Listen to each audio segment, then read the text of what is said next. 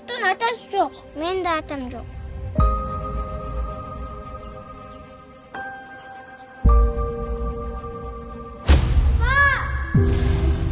Көзүңдү аччы кызым. Айка. Руслан байке канча калды? 4-5 ай. Же андан да аз. Ата, периштеден кандай болот? Жакшы адам өлсө, сулуу, апапакай периште алып кетет.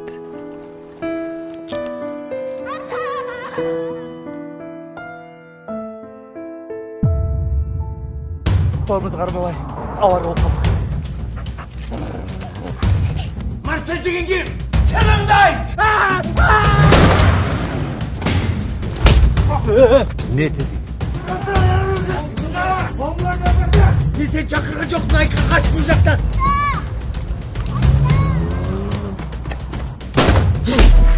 Кандай гана жагдай болбосун сен атаңды табам кызым.